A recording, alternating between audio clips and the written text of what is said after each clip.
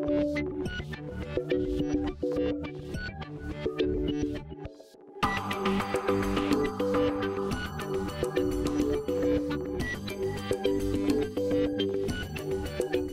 días a todas, buenos días a todos, gusto verlos una vez más para hoy nuestra última sesión de nuestro 11º Congreso Internacional de Enseñanza del Derecho y Metodología de la Investigación Jurídica, donde las mesas versarán sobre diseño curricular para la enseñanza del derecho.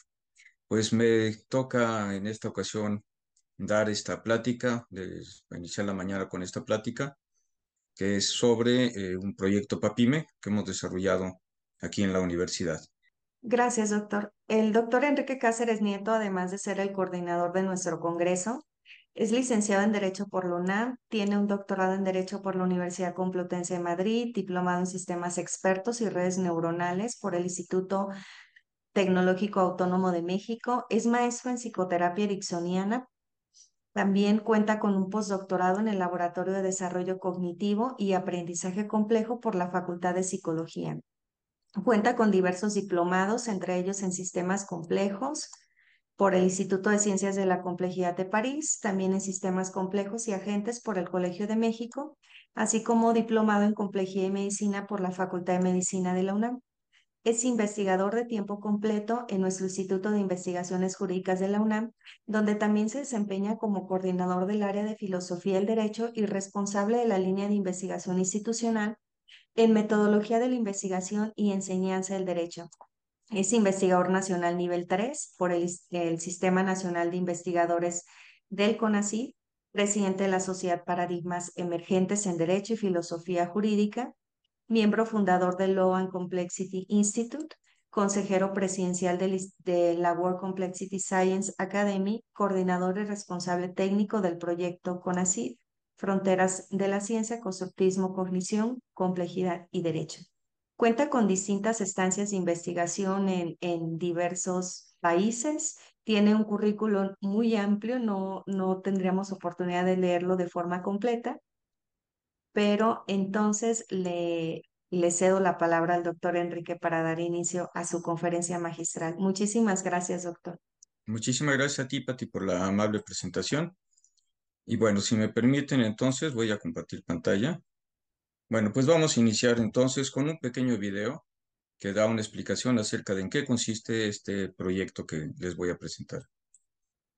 El proyecto hacia una metodología para la formación de formadores en derecho con base en un enfoque constructivista y la enseñanza activa en entornos virtuales tiene por objeto mitigar la brecha que existe entre la forma de procesamiento de información de las nuevas generaciones y el estilo de pensamiento que está detrás de nuestras prácticas pedagógicas tradicionales, que suelen ser caracterizadas por el aprendizaje mnemotécnico y cierto tipo de cátedra magistral que frecuentemente no llega a ser fuente de conocimiento significativo para los estudiantes. En este sentido, el proyecto busca sustituir dichas prácticas por un enfoque de carácter constructivista que parte del supuesto de que los alumnos tienen modelos mentales a partir de los cuales deben responsabilizarse del proceso de construcción de su propio conocimiento y no simplemente replicar lo que se les está enseñando. El proyecto se encuentra inserto en el Plan de Desarrollo Institucional de la Universidad Nacional Autónoma de México. Vale la pena resaltar que es el primero que se realiza en conjunción entre la Facultad de Derecho y el Instituto de Investigaciones Jurídicas de nuestra universidad, teniendo el gusto y el honor de contar como corresponsable al doctor Arturo Cosío Azueta, quien es el director del Seminario de Derecho Penal de nuestra facultad. Dentro de los integrantes del equipo se encuentran autoridades importantes tanto del instituto como de nuestra facultad, como es el caso de la doctora María Guadalupe Fernández Ruiz, jefa de la División de Estudios de Posgrado de la facultad, y la doctora Rosa Carmen Rascón, coordinadora académica de maestría y doctorado de la misma entidad. Por parte de la Facultad de Psicología, la doctora Frida Díaz Barriga, quien es una de las más importantes representantes en constructivismo pedagógico a nivel internacional, y por parte de la Facultad de Filosofía, la doctora Margarita Palacio Sierra. Por parte de nuestro instituto contamos también con la participación de la doctora Carmen Patricia López Olvera, investigadora de nuestro instituto y pionera en la adaptación de modelos de enseñanza basada en estaciones al derecho con base en un sistema computacional. Además, contamos con la participación de investigadores, profesores, técnicos académicos y estudiantes de posgrado pertenecientes al área de licenciatura, especialistas en el análisis del discurso. El universo temático sobre el cual se desarrolló el proyecto fue el área de Derecho Penal y es congruente con lo que se establece en otras disciplinas, no únicamente en función de esta materia, sino en el ámbito de delitos particulares, delitos especiales y método del caso. Como producto de los 2 años de trabajo que implicó nuestro proyecto, concluimos un prototipo de MOOC con 47 videos con una duración total de 323 minutos y la elaboración de 2 manuales. Uno, para el análisis de casos con base en la teoría sintáctico-constructivista desarrollada ex professo para el propio proyecto, y un segundo manual para la evaluación formativa en el derecho basada en estaciones y en entornos virtuales. De esta manera damos cuenta una vez más de la importancia que tiene la integración institucional dentro de nuestra Universidad Nacional Autónoma de México.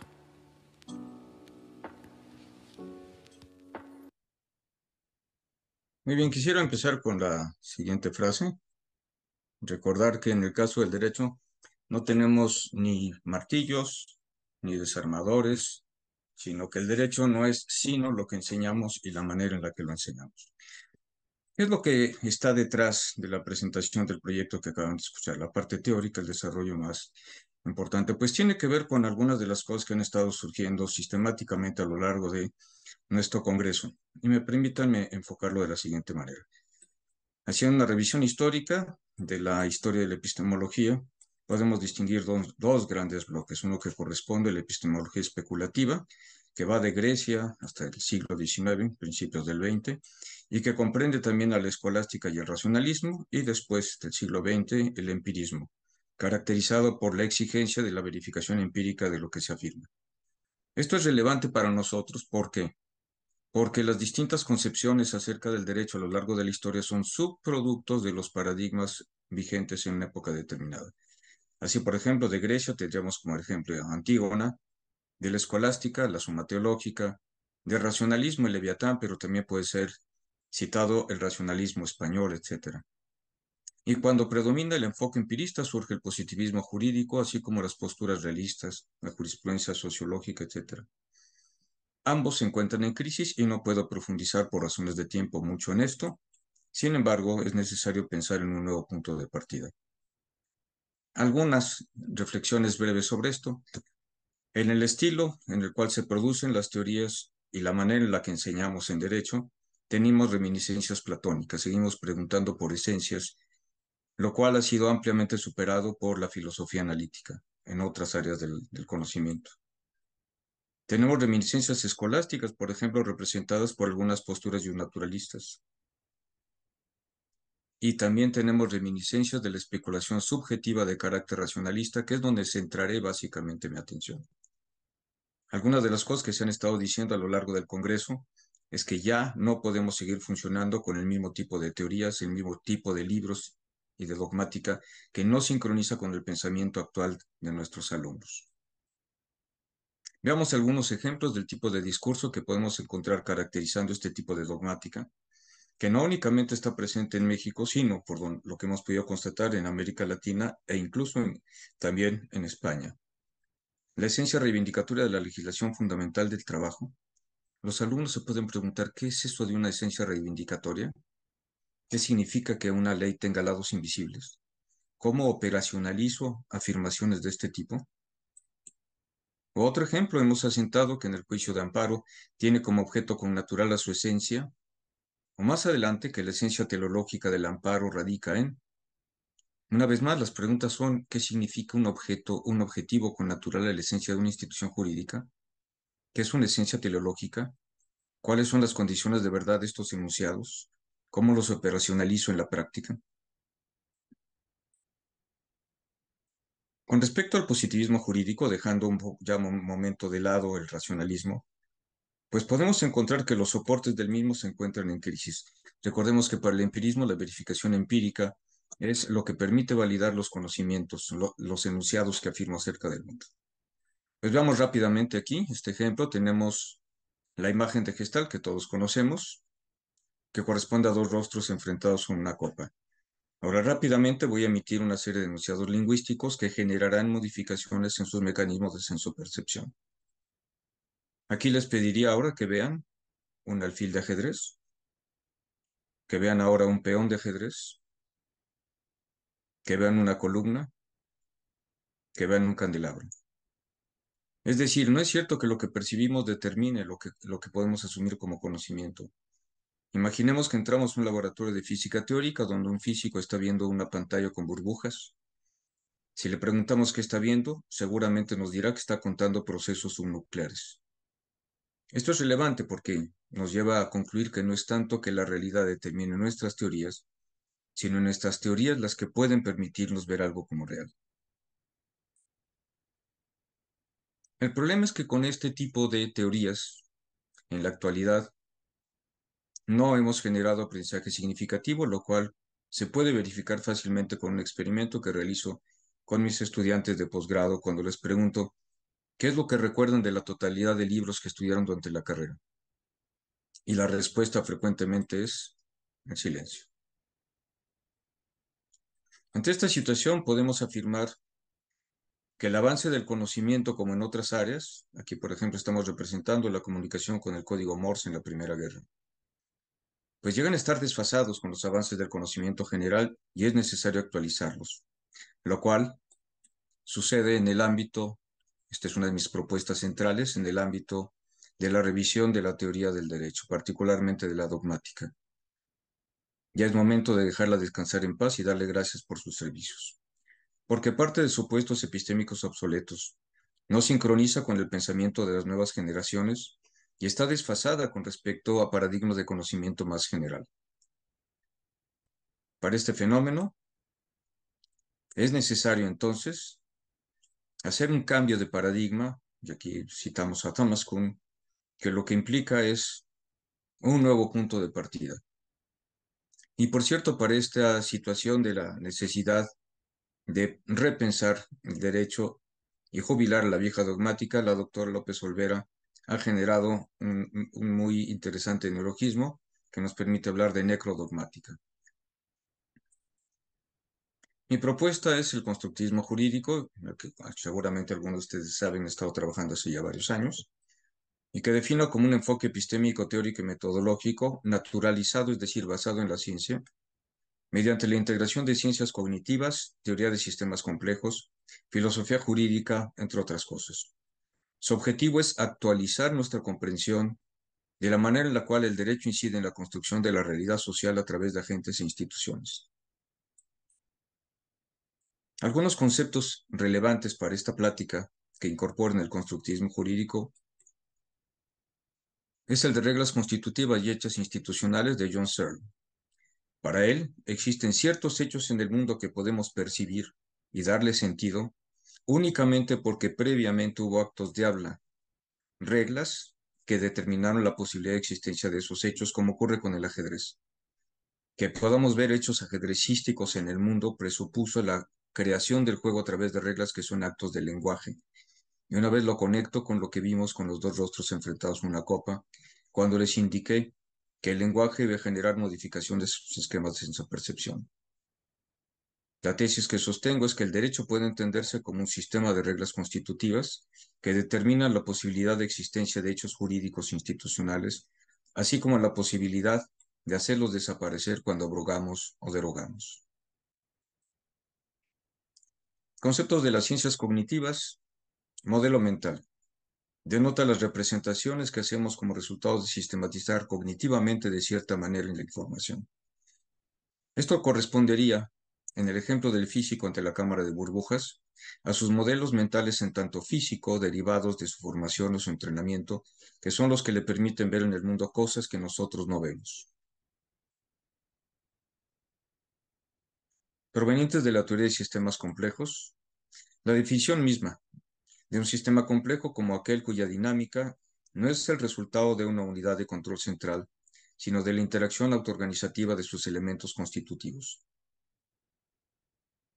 Son autoorganizativos, pero además dan lugar a la emergencia de otro tipo de sistemas en un nivel superior. Por ejemplo, cloro y sodio son sustancias tóxicas para el organismo, pero de su interacción autoorganizativa a nivel molecular emerge el cloruro de sodio, donde ya no podemos encontrar la propiedad de la toxicidad.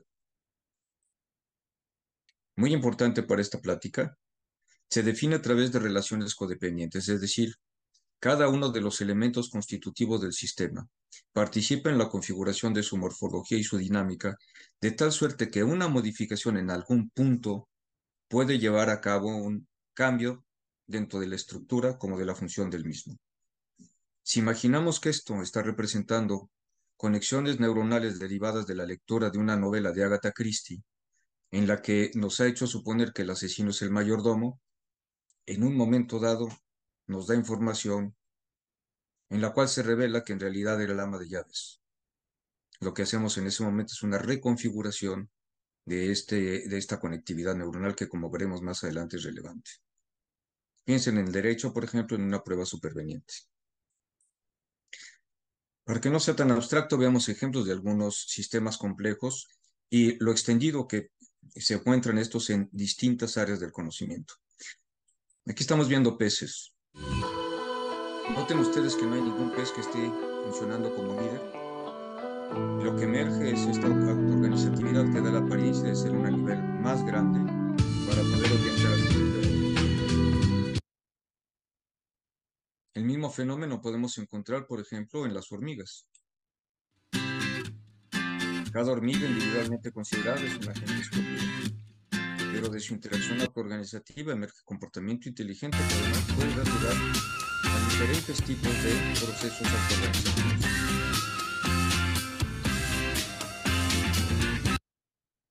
Y ahora permítanme dar un ejemplo de interacción autoorganizativa humana. Esto es una toma de la India, de Nueva Delhi, donde, como ustedes podrán contemplar, no hay agentes de tránsito ni tampoco hay semáforos. Sin embargo, noten ustedes el proceso de autoorganizatividad. No hay accidentes. A placer de todos, se circula en una dinámica adecuada. Y lo que tenemos aquí representa un sistema, la representación de un sistema emergente como producto de la interacción derivada de las comunicaciones telefónicas que tuvieron lugar en Egipto después de la resignación de Mubarak. Vean ustedes cómo empieza este proceso autoorganizativo con unas cuantas conexiones correspondientes a las llamadas telefónicas de la gente. Aquí están las primeras conexiones. Desde luego nadie está dirigiendo que A le tenga que hablar a B ni B que le tenga que hablar a C. Noten ustedes lo que pasa conforme va evolucionando el sistema. Va emergiendo una estructura que al final llega a tener la siguiente y podemos identificar cuáles son los nodos que tienen el mayor grado de conectividad con respecto a los demás y por lo tanto que pueden tener un mayor grado de incidencia en la dinámica global del sistema. Pues resulta que, así como las hormigas, cada neurona individualmente considerada es un agente estúpido, pero como resultado de la interacción autoorganizativa que tienen entre ellas, emergen nuestras representaciones mentales. Y esto es muy importante porque aquí se conecta a lo que hemos visto anteriormente. Nuestros modelos mentales corresponden a sistemas adaptativos complejos, de los cuales nuestras representaciones mentales emergen por vía de la dinámica a nivel subemergente, que es el que da lugar a la emergencia de nuestras representaciones. Recientemente, este año en la Universidad de Oxford, se presentó finalmente la teoría, una teoría informática en la que se modela el sistema neuronal, pero que permite mostrar que nuestras representaciones mentales efectivamente son propiedades emergentes de estructuras materiales correspondientes a ensamblajes neuronales. Esto fue presentado por el profesor Malzberg, quien está analizando procesos de toma de conciencia y representación del mundo. Realiza este modelo neuroinformático que ha tenido una verificación empírica, es decir, no se ha quedado solamente en un modelo de computación, Y lo que nos dice él es que nuestras representaciones mentales son el resultado de la tendencia de nuestras neuronas en tanto atractores a configurarse de manera coherente y como resultado de esos mecanismos de coherencia es que emergen nuestras representaciones. En este caso, lo que podemos ver aquí es una imagen emergente de ensamblajes neuronales, pero que a su vez presupuso subensamblajes, y aquí podemos empezar a identificarlos. Donde está la nariz corresponde a una persona que está sentada. Los ojos corresponden a la entrada chozas. Las pestañas, los párpados que corresponden al techo. Las montañas que corresponden a nubes. Y esta oreja a las raíces de este árbol. Una manera gráfica muy sencilla de ver cómo es que de esta autoorganizatividad emergen representaciones se puede ver en este rápido video. Vean ustedes la autoorganizatividad, de la cual surge la representación mental de las siglas de inteligencia artificial en inglés. Pues bien, sobre estas bases es que se ha desarrollado, esta es la base teórica y epistémica del proyecto. Y un elemento central es la teoría de los modelos mentales jurídicos. Lo que podemos decir es que así como el ensamblaje neuronal que dio lugar a la emergencia de la representación mental de la figura que vimos en la exposición de Malzburg, podemos decir que nuestros modelos mentales jurídicos cuentan con un módulo técnico que a su vez está constituido por submódulos. Aquí tenemos el derecho positivo, aquí están los trabajos que hablan acerca del derecho positivo, por ejemplo, cuando lo interpretan o lo sistematizan. Las teorías del derecho correspondientes a la dogmática, por ejemplo, la teoría general del delito, la teoría general de las obligaciones, que ya no tienen compromiso con un derecho específico. En un nivel de abstracción superior, teorías generales del derecho de carácter transversal, como la de la argumentación jurídica, la lógica jurídica o la teoría de la interpretación. Y en el nivel más amplio, las teorías filosóficas, que también pueden incluir distintos tipos de paradigmas, como la filosofía jurídica analítica, análisis económico del derecho, etc. Podemos decir entonces que es el resultado de la manera en la que sistematizamos la información a partir de estos módulos y submódulos que generamos representaciones del mundo y lo que hacemos es cambiarlo, por ejemplo, a través de actos de habla, como cuando sucede al emitirse una sentencia. Nuestros modelos mentales, al igual que pasaba con el físico, nos permiten ver cosas que los demás no ven. Empíricamente hablando, el mar son olas que van y vienen.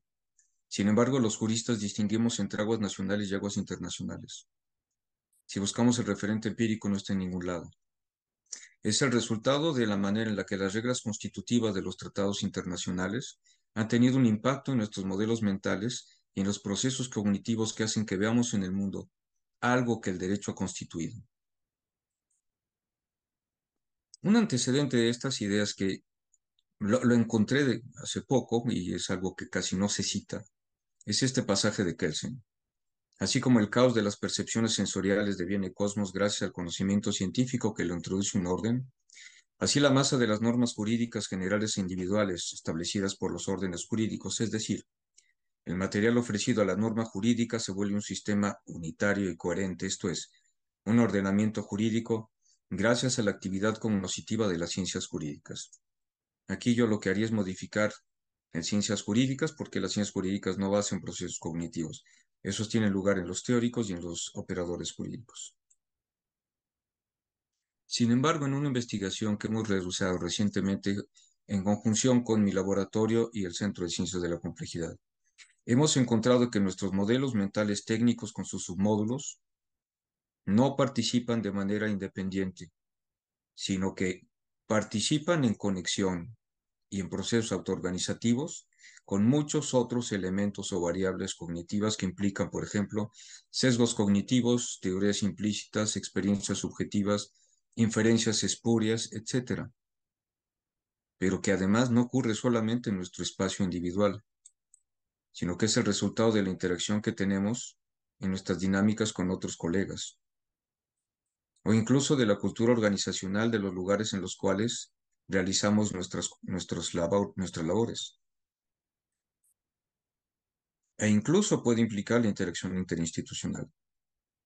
Pero ¿qué es lo que sabemos? Tomando en consideración el marco teórico del constructivismo jurídico, sabemos que frecuentemente lo que ocurre es que en las instituciones, que es donde realmente vive el derecho, donde realmente emergen las representaciones mentales que inciden en la construcción social de la realidad, frecuentemente hay efectos emergentes contraproducentes. El ejemplo quizá más llamativo es el de las prisiones. Desde luego son instituciones creadas por el derecho que buscan la rehabilitación social, pero que salvo muy honrosas excepciones, se convierten en escuelas del crimen. Es decir, el comportamiento de los operadores jurídicos en realidad corresponde a un binomio cognitivo-conductual de todas las variables que hemos visto, y son las que determinan nuestro comportamiento e incidencia en el mundo. Lo que tenemos aquí es un pequeño modelo que realicé acerca de la interacción de distintas unidades institucionales vinculadas en la determinación de la verdad en materia penal, y cada una de estas esferas corresponde a cada una de las variables que podrían impedir que se llevara a cabo el resultado final. La tesis central del constructivismo como investigación-acción es que si logramos identificar y controlar cada una de estas variables, podemos lograr que el derecho sea eficaz. Y precisamente lo que hemos buscado con este proyecto es tratar de controlar la variable de la vieja dogmática jurídica que juega un papel fundamental en los modelos mentales de los operadores jurídicos, pero que actualmente es necesario, como he indicado previamente, reconstituir, reinventar. En este sentido, vale la pena resaltar lo que dice la doctora Frida Díaz Barriga, perdón, al referirse a Resnick. La forma en la que la institución escolar busca fomentar el conocimiento con frecuencia contradice la forma en que se aprende fuera de ella. El conocimiento fomentado en la escuela es individual y fuera de ella compartido. El conocimiento escolar es simbólico mental, mientras que fuera de ella es físico instrumental. En la escuela se manipula símbolos libres de contexto, en tanto que en el mundo real se trabaja y razona sobre contextos concretos. Bueno, con base en un supuesto de la sociología institucional que dice que cuando una institución, incluyendo ontologías conceptuales, han persistido a lo largo del tiempo, quiere decir que alguna función han estado cumpliendo. Como dije anteriormente, el objeto específico de estudio fue en el ámbito penal, y lo que realizamos fue hacer una revisión de estos constructos constantes que han persistido a lo largo del tiempo, a pesar de las críticas que podamos hacerlos. Iniciamos con una revisión de las distintas posturas dentro de la teoría del delito de la dogmática penal clásica. Aquí pueden ver ustedes el causalismo, la teoría neoclásica, sistema finalista. Desde luego no me puedo retener con detenimiento a hablar de esto, pero identificamos que en el derecho penal también han surgido posturas de carácter analítico, es decir, más allá de la gran reforma del siglo XIX, siglo XX, basados tanto en el análisis del lenguaje como en la lógica. Y para tales efectos analizamos, por ejemplo, las propuestas de Carlos Santiago Nino, basado en análisis del lenguaje,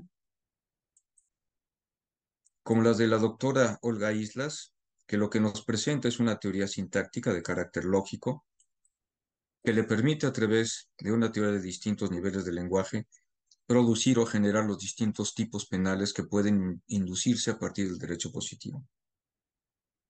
Con base en estos elementos, lo que generamos entonces fue una teoría alternativa, a la que he dado en llamar teoría sintáctico-constructivista, que lo que busca es reconstruir toda esta ontología que ha estado persistiendo a lo largo del tiempo, pero en una clave analítica, tomando como punto de partida algo que debe estar presente en cualquier universitario, es decir, algo tan simple como el conocimiento de las reglas gramaticales de los enunciados simples. Para eso partimos del supuesto de que no existen normas correspondientes a cada artículo, sino que en realidad operamos con constructos normativos que son el resultado de procesos de interconectividad hipertextual que realizamos los juristas. Así, por ejemplo, llevamos a cabo conexiones entre artículos de una ley con otra ley, de la ley con la Constitución, de la Constitución con la jurisprudencia, con la convencionalidad, etcétera. Hay distintas clases de constructos normativos, no me puedo detener el tiempo que quisiera, pero algunos son de carácter estructural, otros son de carácter semántico. ¿Qué es lo que nos permite esto? Cualquier constructo normativo derivado de la interconectividad hipertextual puede ser representado a través de un árbol sintáctico o a través del seguimiento de la estructura simple de la gramática del español que distingue entre nuestros sintagmas nominales con modificadores y verbales con sus modificadores, de tal suerte que permite descomponer analíticamente los constructos normativos que pueden encontrarse anidados dentro de algún texto de derecho positivo conjuntamente con las demás conexiones hipertextuales. Por ejemplo, aquí tenemos un texto que corresponde al delito de fraude de acreedores. El que durante el curso de un proceso después de una sentencia condenatoria maliciosamente destruyere, inutilizare, dañare, ocultare o hiciere desaparecer bienes de su patrimonio o fraudulentamente disminuyere su valor y de esta manera frustrar en todo o en parte el cumplimiento de las correspondientes obligaciones civiles, etcétera. Bueno, aquí lo que se suele asociar como una norma, a través de la aplicación de la teoría que hemos visto, se logra hacer la descomposición analítica, que como podrán ver ustedes, implica tomar en cuenta cada una de las variables sintácticas para producir cada constructo normativo. Así, por ejemplo, en el primero, el que durante el curso de un proceso maliciosamente destruyere, pero abajo se reconstruye con inutilizare, con dañare, etcétera. De tal suerte que de la reconstrucción analítica del artículo que vimos previamente, obtuvimos 27 constructos normativos, 28, perdón. Hemos propuesto una estructura sintáctica para la teoría del delito con base en esto. Aquí podemos ver que aquí se encuentran los elementos de la teoría del delito, correspondientes a los elementos también de la estructura gramatical de un enunciado simple. Un sujeto S1 realiza la conducta phi, aquí está el sintagma nominal, sintagma verbal, con el objeto O contra el sujeto S2 o el objeto O2, y aquí se encuentran elementos que resulta importante destacar. Cuando hicimos una revisión de la dogmática penal clásica, lo que pude identificar es que muchos de los debates que tienen entre las distintas escuelas giran alrededor de dónde ubicar en las clasificaciones dogmáticas ciertos términos que corresponden a las propiedades cognitivas de los agentes. Conscientemente, con conocimiento normativo de que su conducta es contraria a la norma, intencionalmente, premeditadamente, alevosamente, ventajosamente, traicioneramente. Aquí pueden ver ustedes los agravantes, por ejemplo, los elementos que corresponden a la inimputabilidad, a la relación causal, e incluso la alusión al espacio y en el tiempo en el que pudo haberse llevado a cabo la conducta para obtener un resultado que representó con épsilon. De esta manera, a través de la simple estructura de un enunciado, podemos reincorporar los conceptos generados por una dogmática del pasado en términos contemporáneos. Vale la pena señalar que también fue interesante percatarnos de que en realidad la teoría del delito es una teoría psicológica generada con bases básicamente en el siglo XVIII, pero que en última instancia no fue producida por psicólogos. Una revisión profunda de esto nos llevaría a cosas muy distintas. Mira, aquí vemos un ejemplo de la descomposición analítica, pero sobre todo de un elemento adicional al que llamamos enunciado transicional. ¿A qué se refiere este enunciado transicional? Los modelos mentales de los operadores jurídicos, además de los módulos que comenté anteriormente, se constituyen a través de la interconexión entre constructo normativo, enunciados fácticos que afirman que algo ocurrió en el mundo, y trabajo epistémico para la determinación de la verdad de esos enunciados. Hay que señalar que, dado que los constructos normativos son proposiciones prescriptivas sin valor de verdad, no podemos conectarlos directamente con proposiciones fácticas. Para eso se generó la idea del enunciado transicional, que traduce en clave descriptiva el enunciado que expresa el constructo normativo y nos permite entonces hacer la conexión con los casos, con las proposiciones descriptivas que hacen alusión a que ciertos hechos jurídicamente relevantes ocurrieron en un caso específico.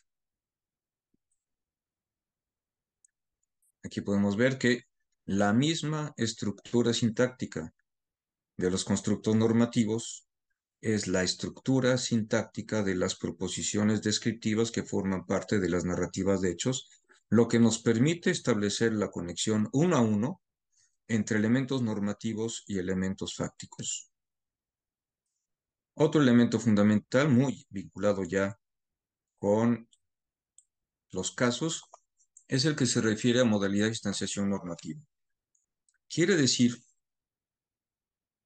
que el mismo constructo normativo puede ser instanciado a través de distintos tipos de narrativas que corresponden a patrones bajo los cuales se puede realizar. Así, por ejemplo, homicidio se puede realizar con arma blanca, a través de con veneno, con arma blanca, por ahorcamiento e incluso dentro del homicidio puede ser con gasarín, con ácido arsénico, entre otros. ¿Por qué es relevante esta categoría que es tan ignorada en la enseñanza del derecho, en donde nos centramos básicamente en el aprendizaje que nuestros alumnos tienen que hacer de estructuras conceptuales como las que he estado analizando? Porque los problemas de conexión entre el discurso normativo y los hechos se encuentran aquí. Y porque los problemas epistémicos para la determinación de la verdad no corresponden a lo que establecen las normas. No discutimos la verdad o falsedad de los enunciados normativos. Los que discutimos es la verdad o falsedad de los enunciados que afirman que algo que ocurrió en el mundo instancia un constructo normativo. Y rápidamente aquí tenemos un ejemplo de la interconexión entre los tres niveles, la narrativa. Aquí encontramos el constructo normativo. Aquí tenemos el enunciado transicional. Y el resultado de la traducción del enunciado descriptivo tomado del caso y su conexión uno a uno con el enunciado transicional, que a su vez corresponde a los mismos elementos que en el constructo normativo.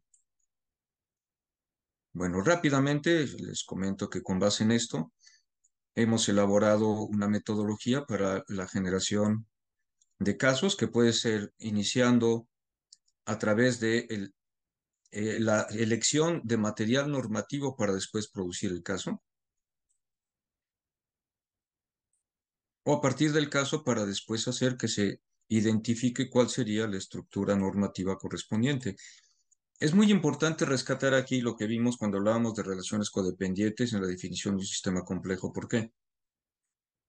Porque lo que sabemos es que con la modificación de un pequeño elemento, invitamos a nuestros alumnos a que traten de hacer una reconstrucción completa del modelo mental bajo el cual están llevando a cabo la consideración de su caso.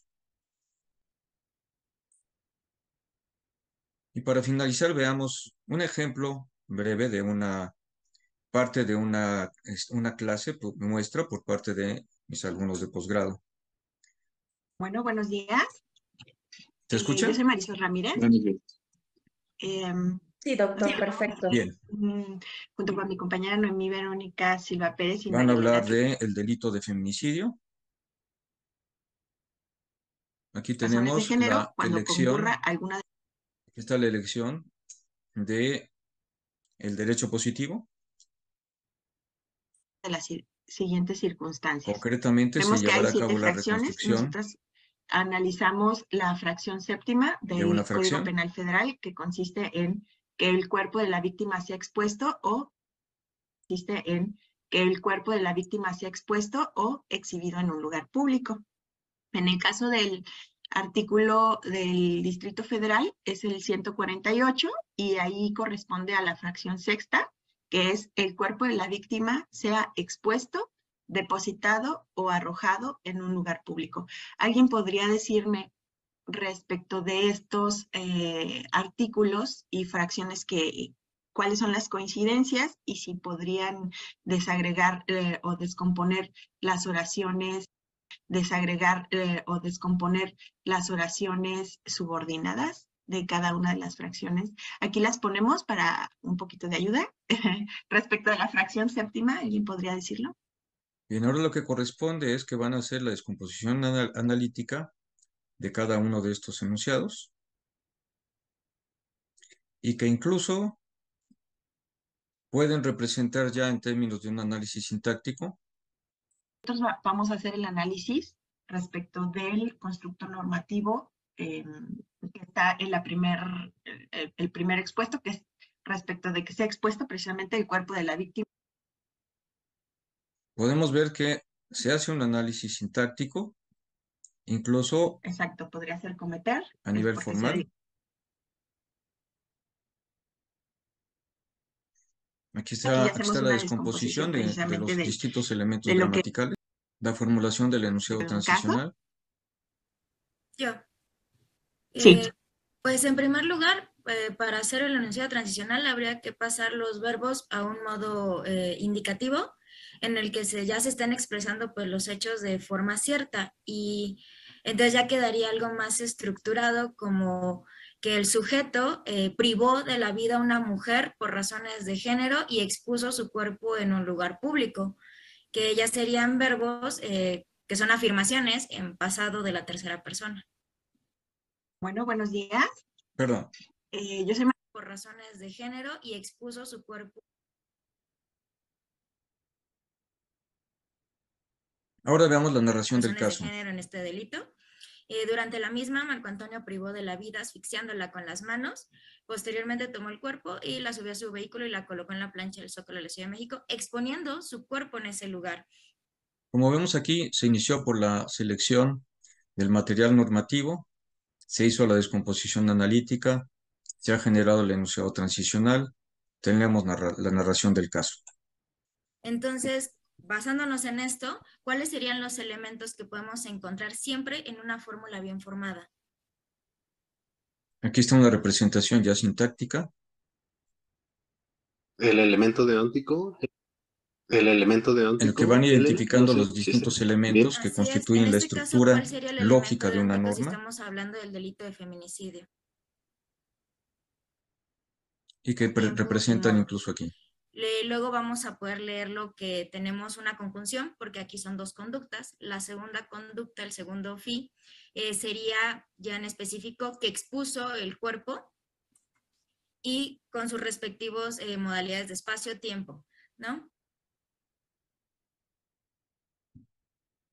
Algo interesante, ya que se realizó todo esto, en este ejemplo, tiene que ver con el análisis semántico.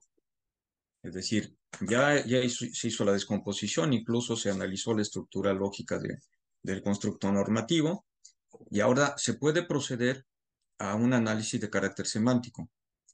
Recuerden ustedes, no me voy a detener, vamos a ver solamente el primero. Aparentemente el tipo penal es muy claro. Cuando dice que se comete el delito de feminicidio en contra de una mujer.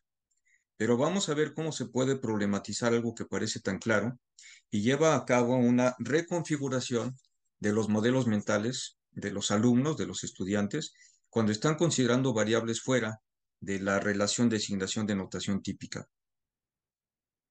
En este caso, incluso pueden asignar el tipo de categoría semántica que corresponde a los términos. Nosotros determinamos 4 palabras. De esas 4 palabras me gustaría conocer su opinión respecto al significado de esas palabras. ¿Alguien que quiera participar? Yo, considero que mujer, pues es aquel ser humano que tiene un órgano reproductor femenino. Ok, tenemos que mujer. ¿Qué característica tiene mujer?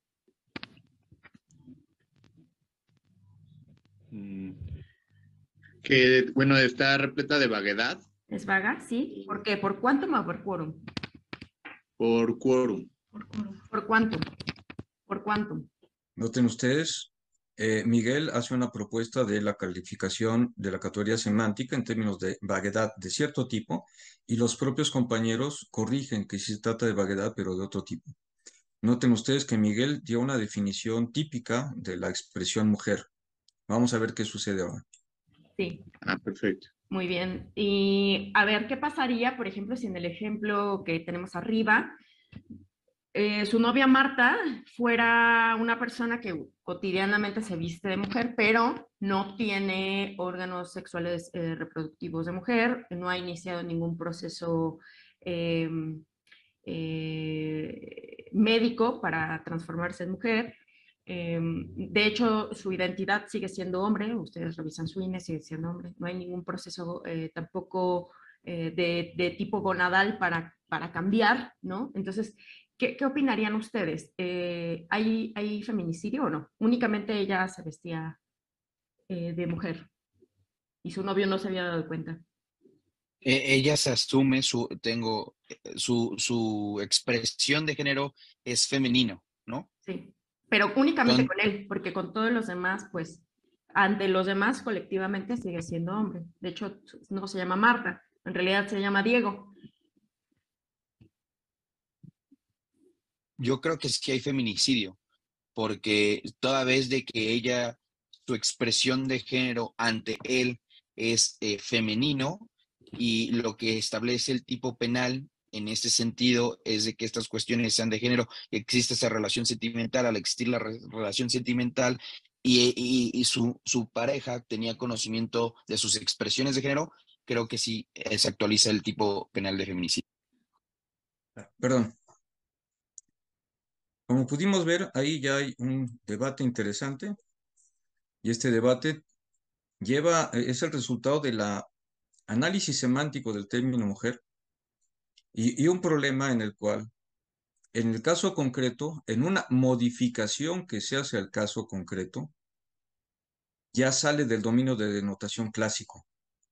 Aquí puede haber discusión acerca de qué pasa con una persona transgénero o qué pasa con una persona que se identifica con géneros distintos ella misma en momentos diferentes del día. ¿Qué sucede si, por ejemplo, se asume que cuando la privan de la vida corresponde a los momentos en los que prototípicamente se autoidentificaba con un género femenino?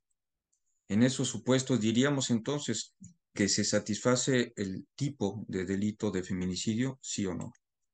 Bien, el caso continúa Bueno, buenos días. hasta que al final lo que realizan ellos es una revisión también de qué significa el término exposición, cuerpo, lugar público, y finalmente se invita a que hagan una modificación, otra modificación adicional, que correspondería incluso a la estructura del caso con variantes diferentes. Vamos a ver. ¿Qué sucede si, por ejemplo, en el caso introducimos elementos distintos que van a llevar a la reconfiguración del modelo mental del alumno y a una nueva discusión grupal? Ah, sí, a mí me gustaría, si se me permitiera, Claro. yo creo que una de las variantes clásicas dentro del derecho penal es el tema de la tentativa. Es decir, se me ocurre a mí de que la tentativa de Marco Antonio y su novia Marta tuvieron una fuerte discusión, terminó en este feminicidio que platicábamos por la asfixia de las manos.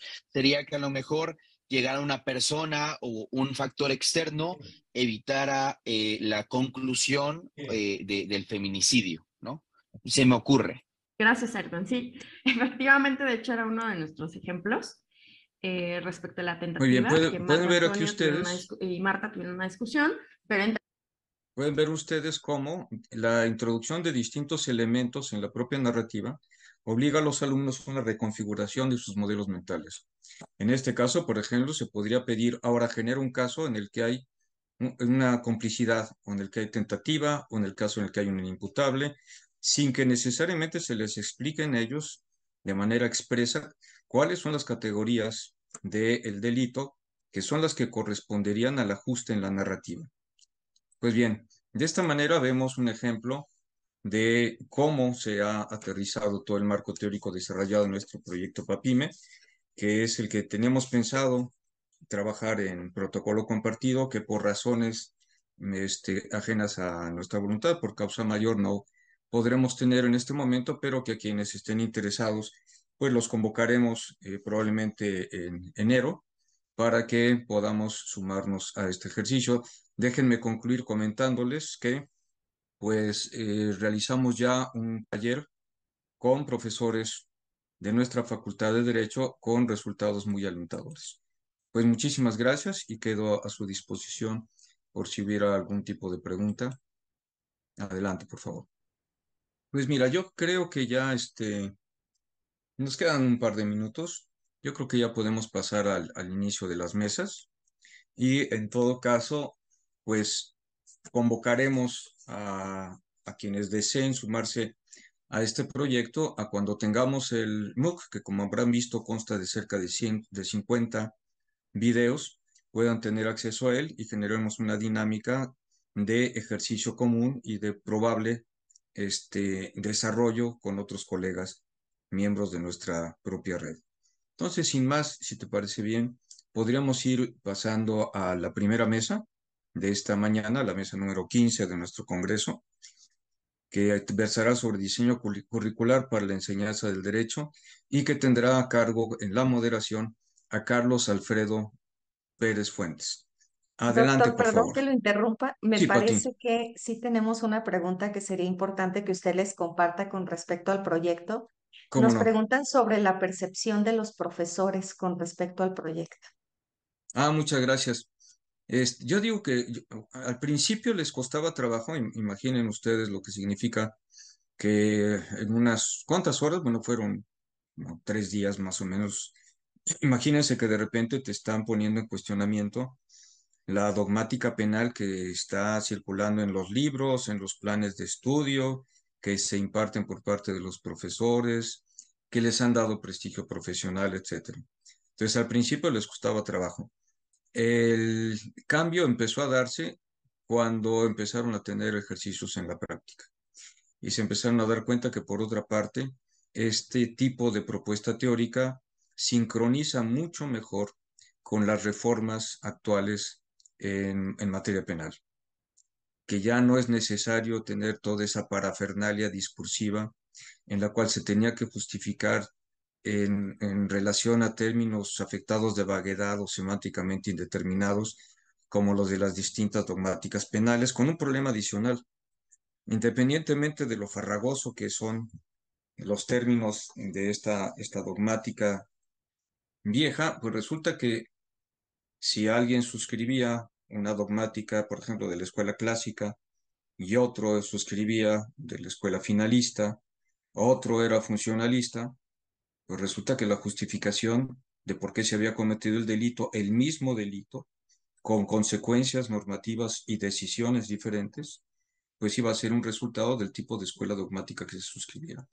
De esta manera nos quitamos de encima ese problema.